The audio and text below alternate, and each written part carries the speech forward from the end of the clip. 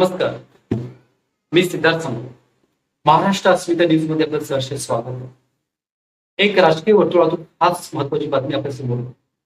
भिवंडी लोकसभा मतदारसंघामध्ये जिजाऊ संस्थेचे अध्यक्ष अर्थात जिजाऊ विकास पार्टीचे उमेदवार निलेश तांबरे यांनी अपक्ष आज उमेदवारी अर्ज भरला. तर मोठ्या संख्येने शक्ती प्रदर्शन करत त्यांनी आपली उमेदवारी अर्ज भरलेला आहे. खरं तर उन्हातान्हात कडाकडचं ऊन असताना देखील आणि उन्हाची कमान न बाळगता कार्यकर्ते असतील, पदाधिकारी असतील, सर्वसामान्य जनता असतील, निलेश तांबरे यांची हितचिंतक यांनी आज भिवंडीच्या रॅलीमध्ये मोठ्या पद्धतीनं सभा घेत आज आपला पाठिंबा दर्शविलेला आहे. आणि याचमुळं राजकीय वर्तुळामध्ये मोठ्या पद्धतीने खळबळ माजली.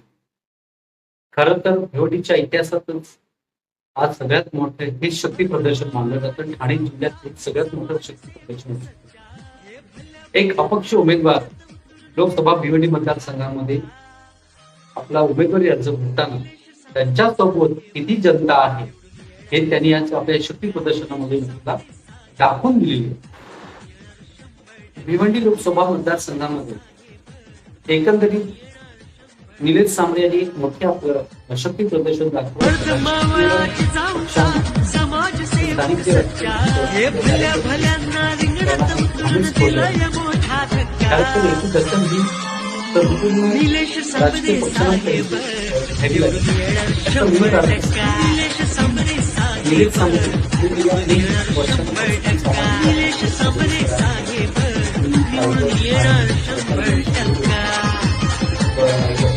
जे काय कोकणचा जो पट्टा आहे त्याच्यामध्ये मोठ्या पद्धतीनं आपल्याला काम, सामाजिक कार्य केलेलं दिसून येतं.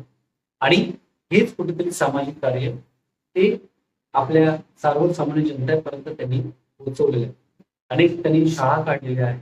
आरोग्याच्या सुविधे बाबतीमध्ये अनेक आरोग्याच्या सुविधा केल्या, त्या माध्यमातून मोठे मोठे जे ऑपरेशन्स आहेत ते त्यांनी केलेले आहेत.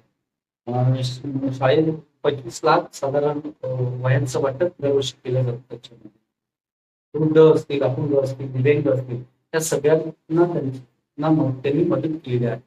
जे शैक्षणिक क्षेत्रामध्ये शिक्षण घेऊ इच्छितात, म्हणजे पुढे घ्यायचं आहे, अशा सगळ्या क्षेत्रामध्ये त्यांनी सगळ्या पद्धतीने आर्थिक सुद्धा त्यांनी पाठबळ दिलेलं आहे. UPSC असेल, MPSC असेल, या अकॅडमीच्या माध्यमातून त्यांनी IAS, IPS अधिकारी किंवा क्लास 1, क्लास 2 सारख्या किंवा क्लास 3, क्लास 4 अशा अनेक छोट्या मोठ्या सगळ्या पदांवर काम करणारे अधिकारी असतील किंवा कर्मचारी असतील केलेले आहेत. त्यांनी एकंदरीत त्यांनी केलेलं जे काम आहे ते त्याची दखल सगळ्यांनाच घ्यावी लागेल. परंतु ज्या पद्धतीनं आज हे राजकारण चाललेलं आहे, आज हे भारतातील असेल, महाराष्ट्रातील असेल किंवा स्थानिक जे राजकारण ते कुठेतरी त्याला एक कलाटणी मिळू शकते. कारण निलेश तांबरे यांनी फक्त विकासाच्या जोरावरच आपला उमेदवारी अर्ज भरलेला आहे. आज जर आपण बघितलं भिवंडी मतदारसंघामध्ये जर भिवंडी ग्रामीण असेल, शहापूर असेल, मुरबाड असेल, कल्याणचं वाडा असेल, असे अनेक त्याच्यामध्ये भाग येतात. जवळपास 6 आमदार त्यामध्ये आहेत. आणि ही मोठी शक्ती राजकीय पक्षांची असताना देखील अपक्षांनी मात्र ते जिजाऊ संस्थेने, जिजाऊ संघटनेने ते इंटरव्ह्यू करून आपला एक वन चष्मा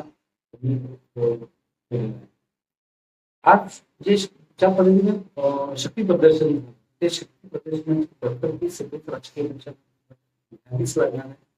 जसा जसा निवडणुका जवळ निवडणुकीचा कालावधी जवळच आलेला आहे. परंतु जसा ज्या पद्धतीने खऱ्या अर्थानं उमेदवारी अर्ज मागे घेतल्यानंतर त्या पद्धतीनं प्रचाराला सुरुवात होते, वेगवान राजकारणाला सुरुवात होते. त्याच पद्धतीनं काही दिवसामध्ये मोठ्या प्रचाराचा नारळ देखील प्रचाराला देखील गती मिळाली. तर प्रचाराचा नारळ तर निलेश तांबरे यांनी फोडलेला दिसतो. निलेश तांबरे यांनी पक्ष उमेदवारी अर्ज करताना वंचित आघाडीचा पाठिंबा घेतलेला आहे. आणि एकंदरीतच आपण जर बघितलं तर निलेश तांबरे यांचं जे कार्य आहे हे कुठेतरी आपल्याला समाजाच्या हिताचं, विकासाचं आपल्याला ते दिसून येतं. जे आज जे शक्ती प्रदर्शन जे झालेलं आहे त्या शक्ती प्रदर्शनात जवळपास 10,000 लोक भिवंडी मतदारसंघामध्ये 10,000 अधिक लोक उपस्थित होती, पदाधिकारी असतील, कार्यकर्ते, सामाजिक लोक असतील, हे 10,000 अधिक लोक साधारण उपस्थित असतील असे आणि यावेळेस निवडणूक मतदारसंघ जर आपण पाहायला गेलो तर कपिल पाटील जे आहेत ज्यांनी गेले 10 वर्ष साधारण इथे जे राजकारण केलेलं आहे आणि या राजकारणाच्या माध्यमातून विघटीकरांना विकसित किंवा विकास हा असा कुठं दिसूनच आलेला नाही. त्यामुळं बरेच जे पदाधिकारी असतील, भाजपचे असतील, शिवसेनेचे असतील किंवा राष्ट्रवादीचे असतील किंवा अन्य पक्षाचे असतील, ते त्यांना अक्षरशः ते कंटाळलेले दिसून येतात. त्याचं कारण असं आहे की सर्व पक्ष हा भाग दुय्यम झाला.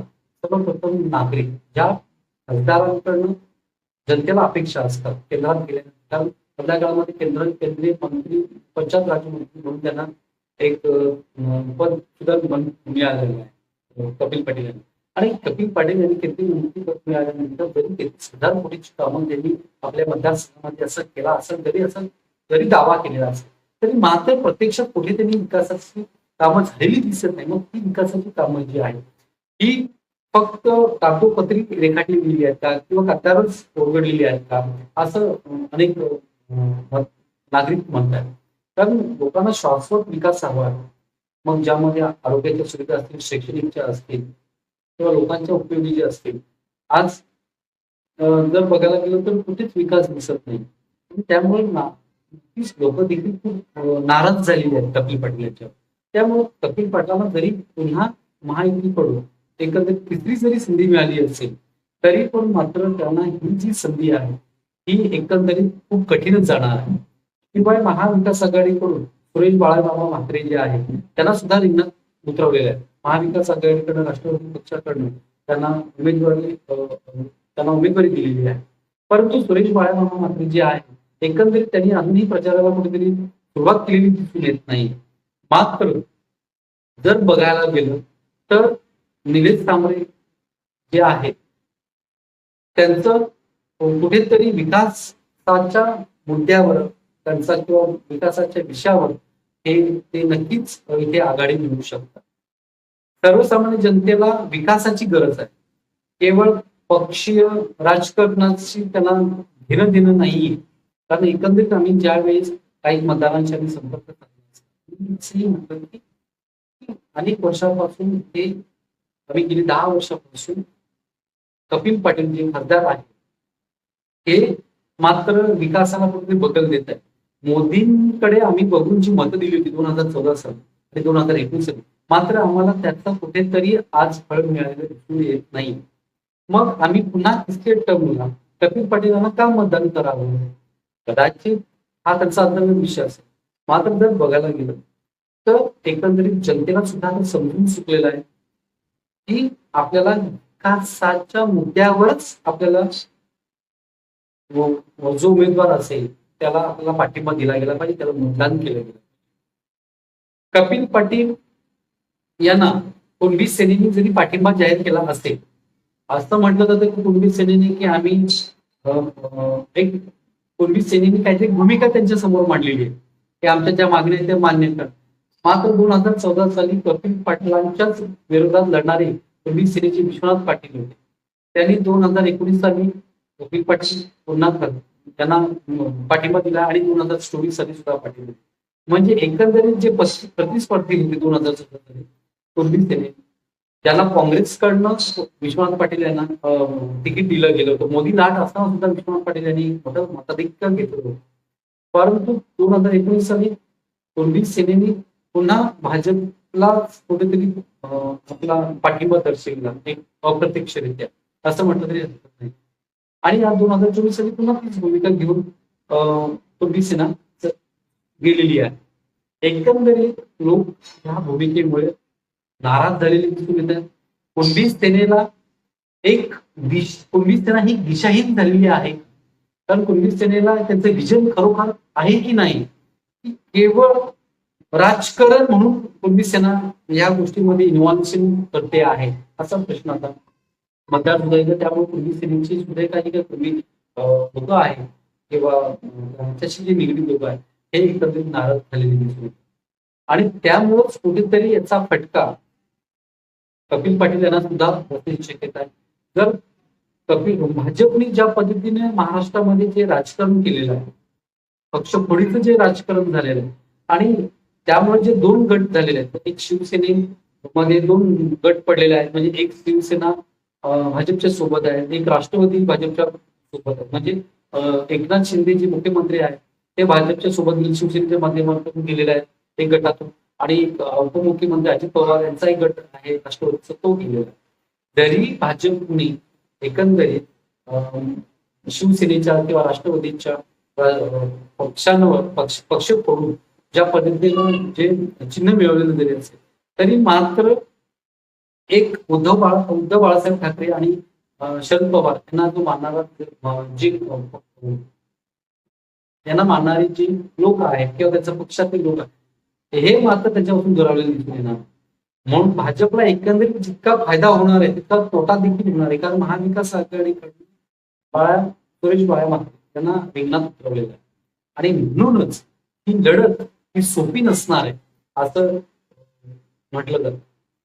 खरं तर आता काही दिवसच राहिलेले आहेत आणि त्यानंतर ज्या पद्धतीनं राजकारण सुरू होणार आहे त्याच्यामध्ये निलेश सामरे यांनी कदाचित शक्ती प्रदर्शन करून राजकीय पक्षांना एक आपली ताकद दाखवलेली आहे की त्याची दखल राजकीय पक्षांना घ्यावी लागेल. कदाचित उमेदवारी अर्ज मागे घेत असताना सुरेश बाळा मात्रे यांना देखील मागे घ्यावा लागतो की काय.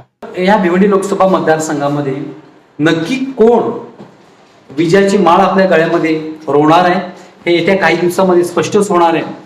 मात्र भाजपला ज्या पद्धतीनं 10 वर्षाचा कालावधी मिळाला होता आणि त्यांना आपला गड पुन्हा राखायला मिळेल का हा असा प्रश्न आता इथे विचारला जातोय. जरी भाजपला शिवसेनेचे एकनाथ शिंदे त्याच पद्धतीने राष्ट्रवादीचे अजित पवार या गटाचं जरी समर्थन असेल किंवा पक्षाचं जरी समर्थन असेल, तरी मात्र भाजपला जेवढं म्हणावं तेवढी ही लढाई सोपी असेल असं नाहीये. महाविकास आघाडीकडून बाळामामा म्हात्रे यांना जरी तिकीट मिळालं असेल तरी बाळामामा म्हात्रे यांचा कुठेतरी संवाद कमी पडतो आणि निलेश सांबरे जे जिजाऊ संघटनेचे अर्थात जिजाऊ विकास पाटीलचे उमेदवार जे आहेत त्यांनी मात्र भिवंडीचे काय आपल्याला आता शक्ती प्रदर्शन केलेलं आहे. त्यांचं एक भयान असं वादळ निर्माण झालेलं आहे. लोकांमध्ये विकासाला प्राधान्य मिळालं पाहिजे या दृष्टीतून ते आपल्या उमेदवाराला निश्चितच मतदान करणार आहेत आणि म्हणूनच येत्या काही दिवसामध्ये आपल्याला हेही पाहावं लागेल की या भिवंडी लोकसभा मतदारसंघावर कोणाचा करिश्मा चालणार आहे. जनता जनार्दन ही सुज्ञ झालेली जनता जी आहे ही नक्की आता कोणाच्या सोबत आहे. तर एक स्पष्ट चित्र मात्र झालेलं आहे की जिजाऊ संघटनेच्या जे निलेश सांबरे आहेत त्यांच्या सोबतच जनता दिसून येते. मात्र भाजपला ज्या पद्धतीनं कुणबी सेनेने जो काय पाठिंबा दिलेला असेल तो प्रत्यक्ष असेल किंवा अप्रत्यक्ष हा संशोधनाचा भाग आहे. मात्र मतांचं विभाजन होणार नाही याची खात्री सुद्धा कुणबी समाजातील काही नेते पाहतील आणि आपल्या दृष्टीतून सर्वसमावेशक जो जाती धर्माला घेऊन चालणारा उमेदवार असेल त्यालाच निश्चितच विजय करते यात तीळ मात्र शंका नाही. तर आज आपण येतोय आणि लवकरच आपण पुन्हा तुमच्या भेटीसाठी येतोय. तो तास धन्यवाद.